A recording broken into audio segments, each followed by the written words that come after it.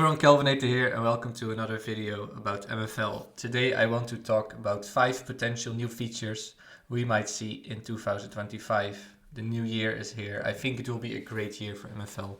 But what will change exactly? I have my thoughts, so let's talk about that. Before I start talking about these new features, what I'm gonna say is a little bit speculation.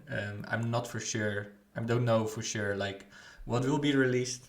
But based on the dev updates, based on my conversations I had with Matt, the CEO of MFL in the Wendurkas, for example, and as I've been a long time part of MFL, already more than 2 years, I feel confident that some of the things I'm gonna say will be released this year. So let's talk about them.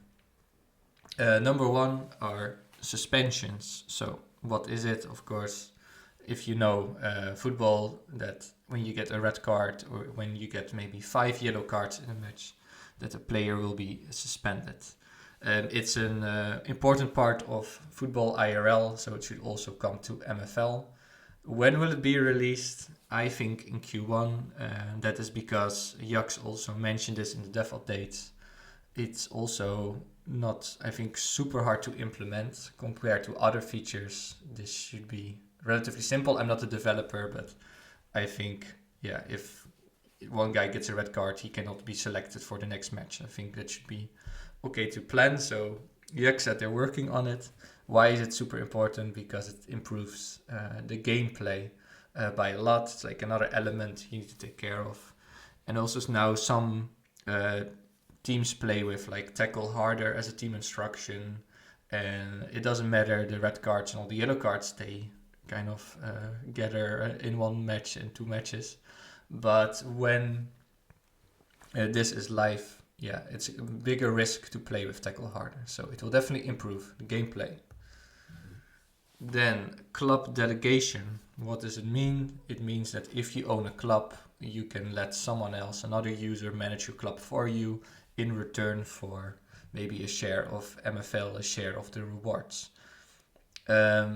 It's not live yet, but for example, me with Magusta Madrid, that's already how it works a little bit. I don't own this license, but I can manage the club.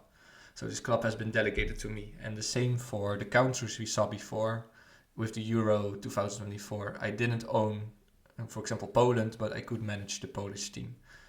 So the team is already able to do it, but to really expand it to like a big scale that everyone can delegate clubs.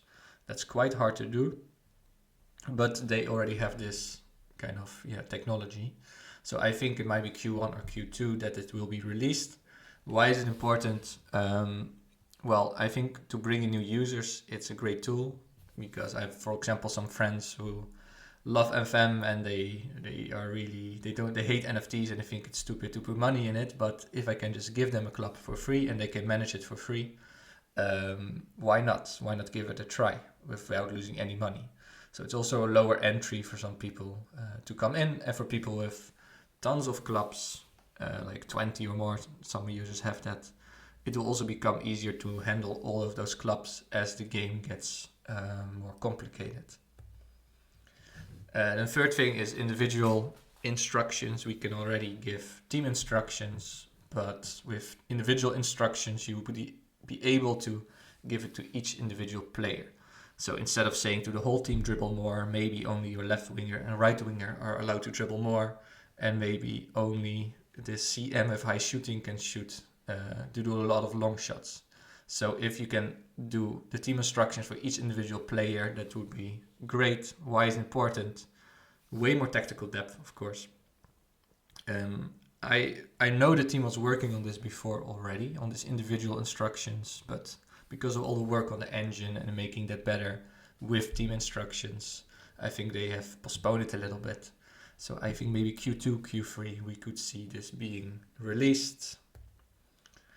Then retired player uses. So players are aging now, they are getting older. And the question becomes more important, what happens when a player retires? Of course, the NFT doesn't go away, you still have this NFT, but can you still use it? So in the white paper, for example, they talk about staff members, maybe a striker can become an attacking coach or striker coach, and then you can use it for training and then you get maybe 5% XP bonus, things like that. We might see it in this year also. I put Q3. Why Q3? Because the first players will start retiring in 3 seasons, so that's like 4 or 5 months, and then it becomes more prominent question what to do with retired players. So I think Q3, Q4. Why is it important? Of course, that the NFTs keep some value. They will always keep some value as collector items, but then they keep more value, and just also to keep using your favorite players in the game.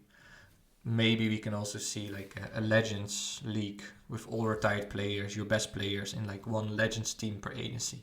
That would be a great use.